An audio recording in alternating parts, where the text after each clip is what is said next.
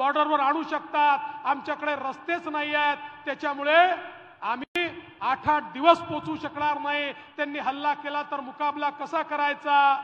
तर तेव्हाचं सरकार सांगायचं आपण रस्ता बांधला तर चीनलाच फायदा होईल, ते चीनमधनं दारू घेऊन आपल्याच रस्त्याने आपल्यावर हल्ला करतील। पण मोदीजीच्या सरकारने या ठिकाणी असे रस्ते तयार केले की त्यांना यायला 24 तास लागतात, आम्हाला 12 तास लागतात, आम्ही 12 तासामध्ये सीमेवर सगळे शस्त्रास्त्र घेऊन पोहोचू शकतो।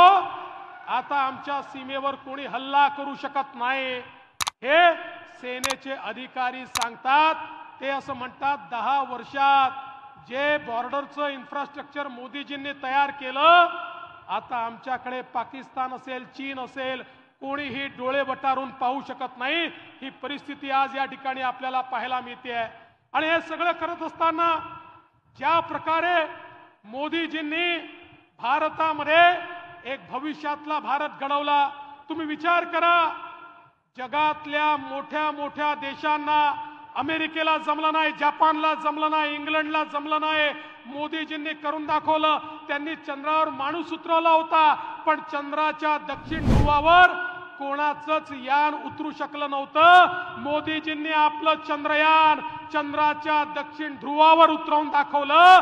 जगातला पहिला देश हा आपला भारत देश झाला। आणि त्यानंतर आदित्य एल1च्या माध्यमातून सूर्याला देखील गवसणी घालण्याचं काम हे पहिल्यांदा कोणी केलं असेल तर माझ्या भारत देशाने मोदीजींच्या नेतृत्वात केलं। आता भारत अशा देशांमध्ये जाऊन बसला की इतर देश देखील भारताला चंद्रयानचा डेटा, आदित्य एल1चा डेटा मागतात, कारण जगामध्ये जे परिवर्तन होतात, जे जलवायू परिवर्तन होतं, पाऊस कधी पडणार आहे, कधी तुफान येणार आहे, याचा ॲक्युरेट डेटा आता जगाला भारत देऊ शकेल, अशा प्रकारची परिस्थिती मोदीजींनी आणली। आणि हे सगळं करताना मोदीजींनी एक जागतिक नेतृत्व आपलं उभं केलं।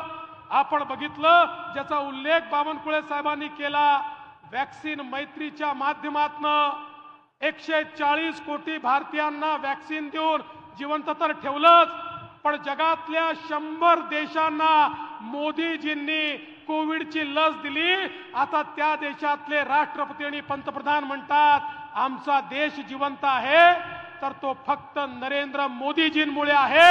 हे 100 देश आज भारताच्या पाठीशी उभे आहेत। आणि एवढंच नाही तर G20 मध्ये देखील आपण बघितलं, सगळ्या आफ्रिकन देशांनी सांगितलं आमचे नेते मोदीजी आहेत, आमचा विचार हा मोदीजी ठेवतील, आम्ही मोदीजींच्या पाठीमागे आहोत। आज जगामध्ये संपूर्ण जग भारताच्या पाठीमागे उभं करण्याचं काम हे माननीय मोदीजींनी केलं आहे।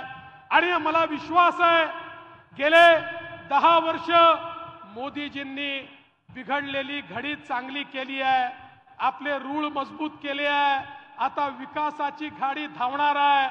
गेले 10 वर्ष तयारी झाली आहे, पुढचे 5 वर्ष भारताचे वर्ष असणार आहे। जेव्हा तिसऱ्यांदा तुमच्या सगळ्यांच्या आशीर्वादाने मोदीजी भारताचे प्रधानमंत्री होतील, या भारताला कोणी थांबवू शकणार नाही। इतक्या वेगानं भारताची विकासाची गाडी आता पुढे जाणार आहे। राजकारणातील प्रत्येक अचूक बातमीचे सर्वात आधी अपडेट्स मिळवण्यासाठी सरकारनामाच्या सर्व सोशल मीडिया प्लॅटफॉर्मला लाईक, फॉलो आणि सबस्क्राईब करा। तसंच सर्व नोटिफिकेशनसाठी बेल आयकॉन प्रेस करायला विसरू नका।